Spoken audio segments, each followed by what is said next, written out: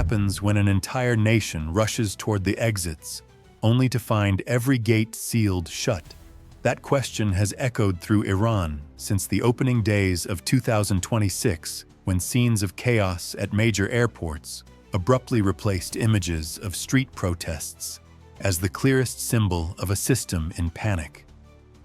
As demonstrations spread from city centers to industrial zones, thousands of Iranians converged on terminals not to travel, but to escape. What they encountered instead was confinement. At Imam Khomeini International Airport, departure boards began to resemble obituaries rather than schedules. Dozens of international flights were suddenly marked canceled or postponed indefinitely. Major foreign carriers, citing security risks and airspace uncertainty, suspended operations. Airlines that once connected Tehran to Europe and the Gulf quietly pulled back, transforming Iran's primary gateway into something closer to a holding facility than a transit hub. Families slept on cold floors, clutching passports and half-packed luggage, refreshing flight apps that no longer updated. For viewers watching these images circulate online, a troubling question immediately followed. If a regime cannot keep its airspace open, what else is it losing control of? What unfolded at the airports was not an isolated transportation crisis, but a snapshot of structural collapse. Engineers, doctors, university students, and entrepreneurs, precisely the demographic a state relies on to survive sanctions and isolation, were now attempting to leave en masse. Western analysts cited by Reuters and BBC described the scenes as an accelerated form of brain drain triggered by fear rather than opportunity. The symbolism was hard to miss. The future of the country was waiting on terminal floors. The authorities framed the cancellations as technical and precautionary. Yet intelligence assessments circulating in Washington and European capitals suggested something more deliberate. Restricting outbound movement, especially during peak unrest, is a classic containment tactic. By sealing airports, the leadership effectively signaled that escape was no longer an option. Compliance or confrontation were the only choices left. This tactic echoed a broader pattern visible across the region. In parallel with the airport shutdowns, reports emerged of intensified security operations in Tehran, Mashhad, and peripheral provinces. Western diplomats privately warned that when regimes begin limiting exits, rather than merely suppressing protests, it often marks a transition from crisis management to survival mode. From a geopolitical standpoint, the implications stretched well beyond Iran. With Donald Trump once again in the White House, U.S. officials were already recalibrating Middle East policy toward deterrence and containment. NATO planners, meanwhile, quietly assessed how internal instability in Iran could ripple into energy markets, maritime security, and proxy conflicts stretching from the Red Sea to the Caucasus. Analysts at NATO noted that even temporary disruptions to Iranian airspace and logistics could signal deeper fractures affecting regional stability. What made the airport scenes particularly explosive was their psychological impact. Protests can be dismissed as unrest. Economic grievances can be reframed as temporary hardship. But crowds trapped at airports, publicly visible, internationally embarrassing, and impossible to spin, undermine the image of sovereign control. As one former Western intelligence officer told European media, the moment people run toward the exits, legitimacy has already begun to collapse. And yet, as desperate civilians pressed against locked glass doors, a far more unsettling rumor began to circulate, one that suggested not everyone was being kept inside. Meanwhile, behind restricted terminals and sealed runways, whispers of a very different kind of departure were beginning to surface. If ordinary citizens were trapped in departure halls, who exactly was still allowed to leave? That question began circulating quietly among diplomats and intelligence analysts as reports surfaced of a parallel, unseen flow moving through Iran's airports, one shielded from cameras, queues, and canceled flight boards. While families slept under fluorescent lights in public terminals, A different reality was allegedly unfolding behind closed doors. According to regional security briefings referenced by the New York Times and Al Jazeera, multiple intelligence services detected unusual activity linked to VIP aviation facilities and military airfields. The pattern was subtle but consistent: restricted night movements, unregistered cargo manifests, and chartered aircraft departing without public flight records. None of it was officially confirmed, yet the accumulation of signals painted a damaging picture. What analysts began to suspect was not a mass evacuation, but a selective one. Senior bureaucrats, well-connected business figures, and families of high-ranking security officials were reportedly being moved to safe locations, either domestically or abroad. Some assessments pointed to quiet transfers of cash, gold, and digital assets routed through neighboring states and friendly jurisdictions. Western sanctions experts described it as insurance behavior, the kind typically seen when elites prepare for worst-case scenarios rather than long-term governance. The contrast was devastating. On one side, teachers, engineers, and students were effectively immobilized, their exit routes blocked under the guise of security. On the other, the inner circle appeared to be hedging against collapse. For a regime built on narratives of resistance and sacrifice, the optics were corrosive. This disparity did not remain confined to rumor. Lower-ranking officers within the security apparatus began asking uncomfortable questions. If the system was strong, why were families being relocated?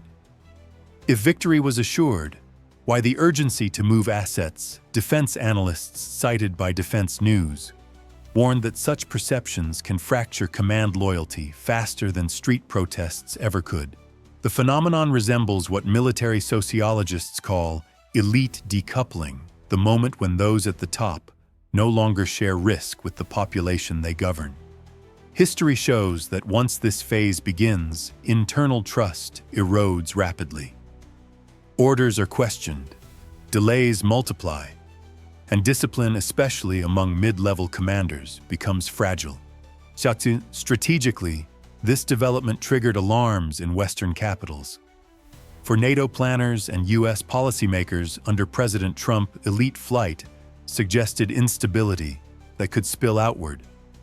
Iran is not an isolated system. It anchors energy routes, proxy networks, and maritime choke points. A regime preoccupied with internal survival is more likely to lash out externally or lose control of forces that act independently. European intelligence officials privately noted that the situation mirrored late-stage authoritarian collapses elsewhere outward: calm at the top, panic beneath the surface. The more the public sensed that elites were preparing lifeboats, the more anger hardened into resolve. Protest slogans reportedly shifted from reformist demands to outright rejection of the system itself. Crucially, this internal rot also complicated repression. Security forces asked to conduct night raids or crowd control could no longer be certain they were defending a shared future. They might instead be protecting the escape routes of those who would abandon them first. And as confidence drained from the upper ranks, the leadership responded not with restraint, but escalation. Yet what followed next shocked analysts even more: a security campaign so aggressive that it transformed fear into open defiance, pushing the country toward a far more dangerous phase. What happens when repression stops intimidating and starts recruiting new enemies every night? That question became unavoidable as Iran's security response shifted from crowd dispersal to something far more invasive. What began as riot control evolved into systematic door-to-door operations raids conducted under cover of darkness with no warrants shown and no explanations given. Entire neighborhoods awoke to the sound of boots on stairwells and doors being forced open.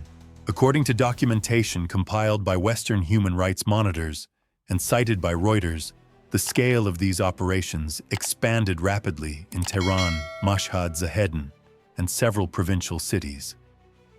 Thousands were detained in a matter of weeks. Many were taken to undisclosed locations. Families were left without information, fueling panic rather than submission. Security officials framed the raids as counterterrorism.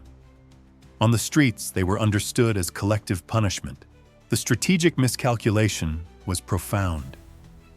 History shows that mass arrests only work when a population still believes the state is permanent. In this case, belief had already eroded. Each raid did not neutralize dissent, it multiplied it. Neighbors who had remained cautious now felt personally targeted. Mothers who once feared speaking out began to appear in protests holding photographs of detained sons. Western analysts quoted by DW observed a critical psychological shift. Fear was no longer the dominant emotion. Anger had replaced it. And anger, unlike fear, tends to organize. The leadership's distrust of its own forces deepened the crisis. Reports emerged suggesting that some units hesitated to carry out arrests in their own districts. In response, command structures increasingly relied on ideologically hardened elements and auxiliary forces. There were also credible allegations that foreign Shiite militias with combat experience in Iraq and Syria were quietly brought in to reinforce internal security. From a tactical standpoint, the logic was clear. Foreign fighters are less likely to hesitate when confronting civilians. Strategically, however, the decision was explosive. Nationalist sentiment surged as protesters framed the repression not just as tyranny, but as occupation. Chants began to emphasize sovereignty rather than reform. For many Iranians, being beaten by non-Iranian forces crossed a psychological red line. Security experts in Washington warned that this dynamic mirrored early phases of civil conflict elsewhere: external enforcers, internal fragmentation, and escalating cycles of retaliation. Under President Donald Trump, U.S. policymakers viewed this trend with increasing concern. A destabilized Iran risks uncontrolled escalation across multiple fronts, from Gulf shipping lanes to proxy theaters.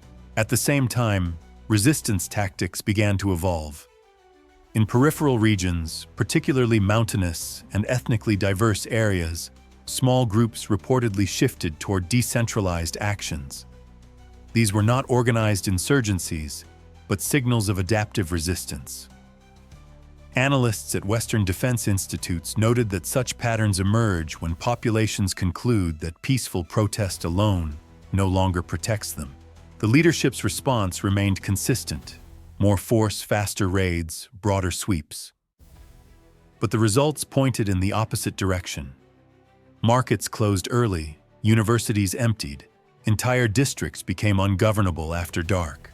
The state's visible presence expanded, yet its actual control shrank. Perhaps most dangerously, this escalation widened cracks within the security hierarchy itself.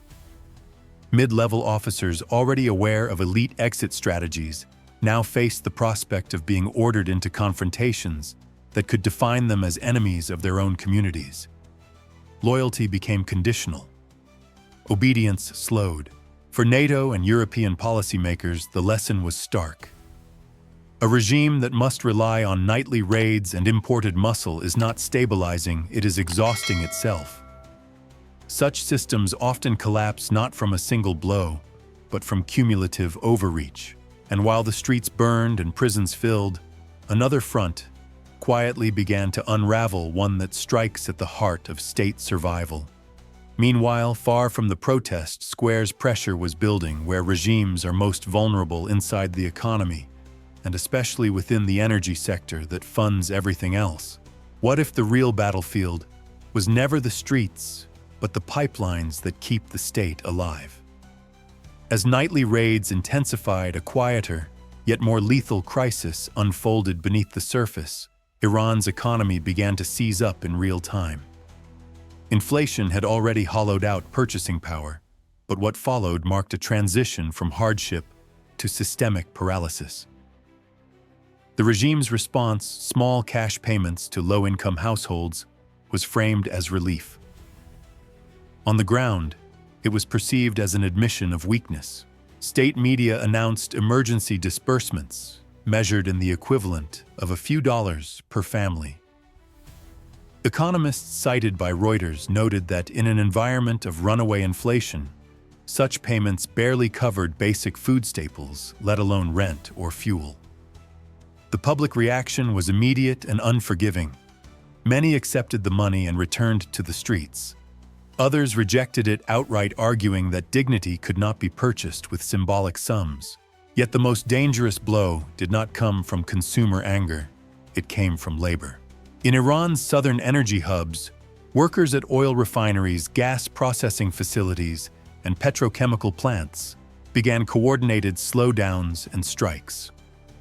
Production disruptions were reported in key locations tied to export infrastructure. For a system that depends on energy revenues to fund security forces, subsidies, and foreign commitments, this was an existential threat. Western energy analysts interviewed by Defense News drew a historical parallel that resonated deeply in Tehran. The 1979 revolution accelerated not when protests peaked, but when oil workers shut the valves. The same logic applied now. A state can survive unrest. It cannot survive without cash flow. The timing was particularly damaging because it intersected with broader geopolitical pressure. In recent months, Ukraine had intensified strikes on Russian energy infrastructure, refineries, storage depots, and pipeline nodes, using a mix of long-range drones and precision systems.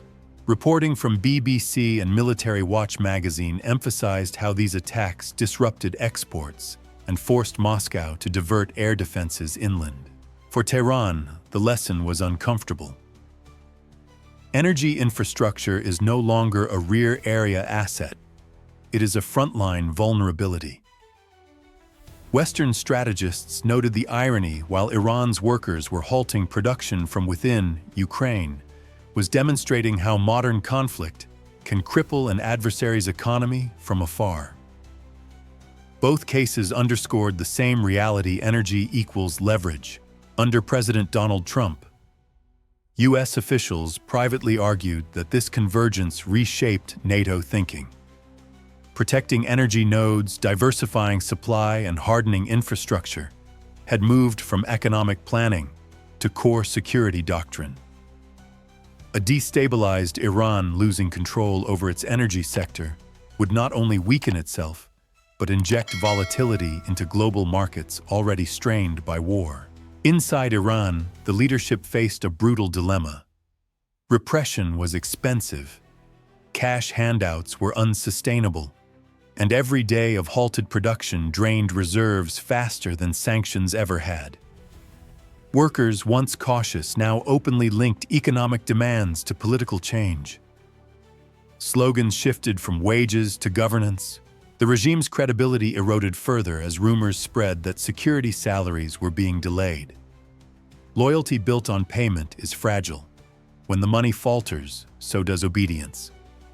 Western intelligence assessments suggested that financial stress was beginning to ripple through auxiliary forces tasked with crowd control. As energy revenues faltered, attention turned outward to allies who might help stabilize the situation, or at least delay collapse. Yet the next move would widen the conflict beyond Iran's borders, pulling in cyber warfare, foreign backers, and a digital battle that few had fully anticipated. What happens when a regime running out of money turns to technology and foreign patrons to stay in power? As economic pressure mounted and energy revenues faltered, Tehran's leadership widened the battlefield. The struggle was no longer confined to streets, prisons, or refineries. It moved into cyberspace, intelligence networks, and regional alliances, areas where outside actors could tilt the balance at least temporarily.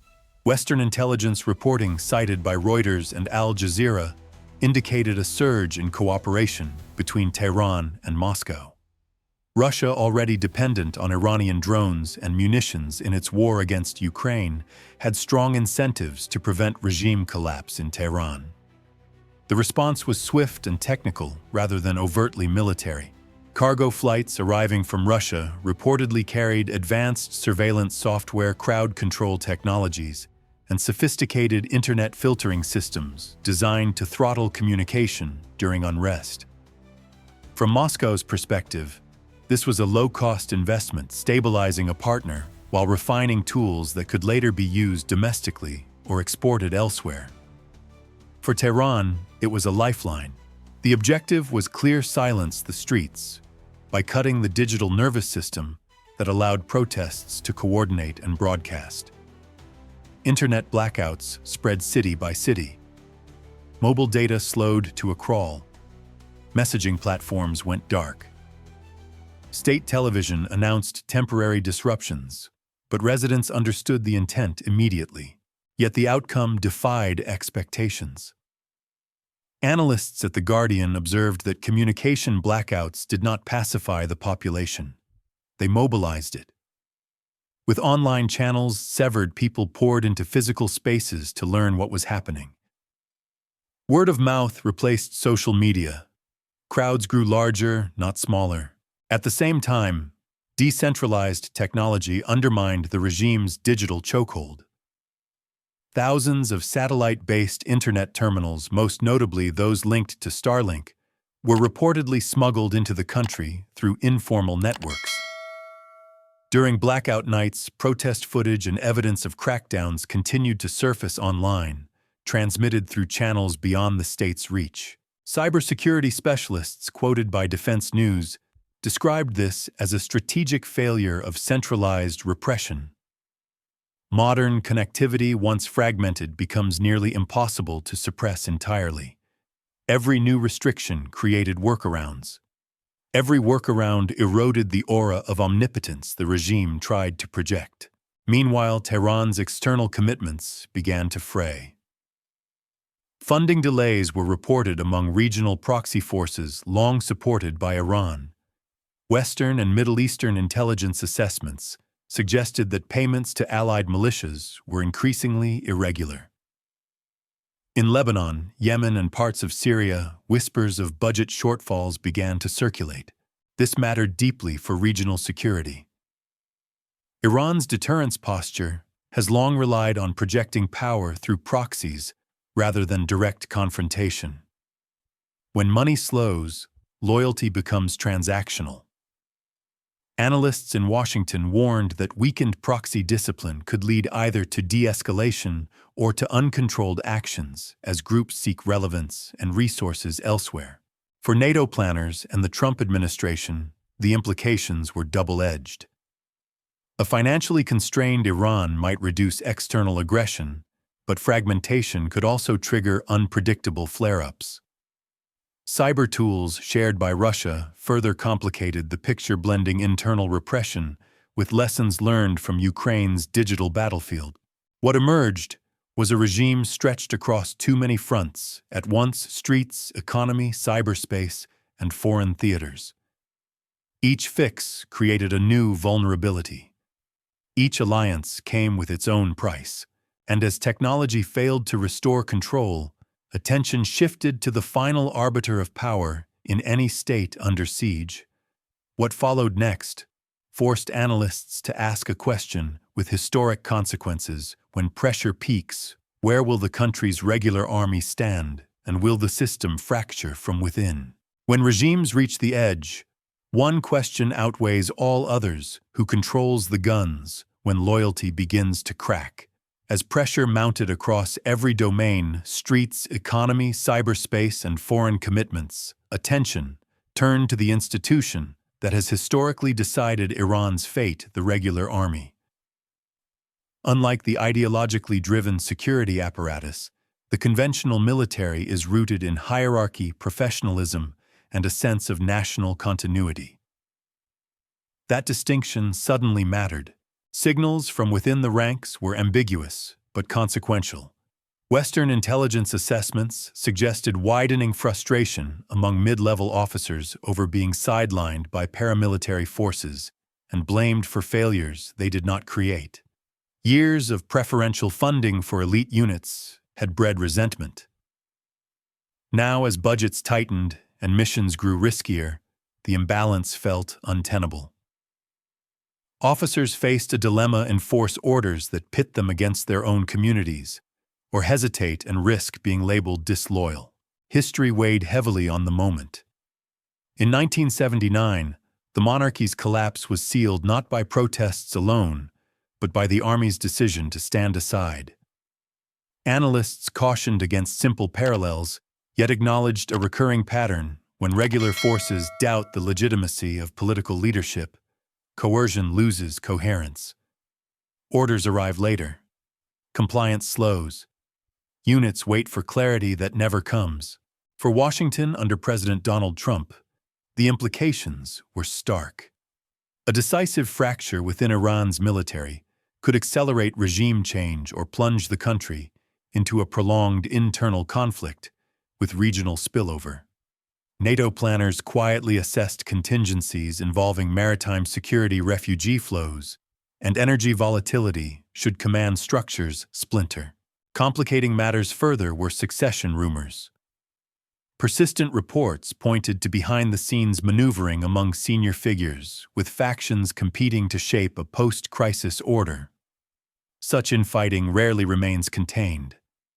As leadership divides, signals to the security forces grow contradictory. Mixed messages breed paralysis. Paralysis breeds opportunity for challengers on the street. The international environment offered no easy exits.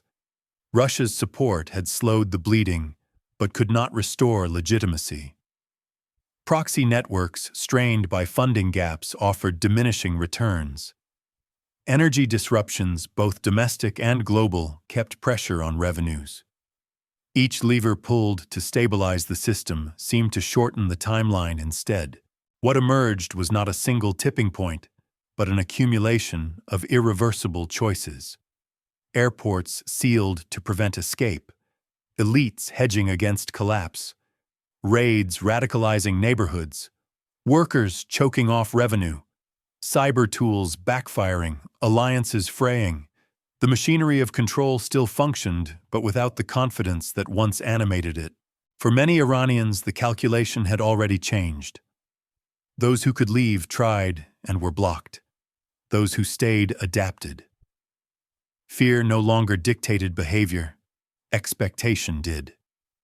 The belief that change was possible proved more destabilizing than any slogan. From a strategic vantage point, Western experts emphasized restraint and preparation. The risk was not only what might replace the current system, but how the transition unfolds. Sudden implosion carries costs measured in instability, not just headlines. Yet prolonged stagnation under force carries costs too: economic, human, and geopolitical. As night fell again over Tehran, uncertainty reigned. The state still commanded weapons and laws, but authority is more than enforcement. It is belief, shared risk, and a credible future. When those disappear, power becomes brittle. What followed next? Analysts warned would not be decided by speeches or sanctions, but by whether the institutions built to defend the state still recognized the state they were defending.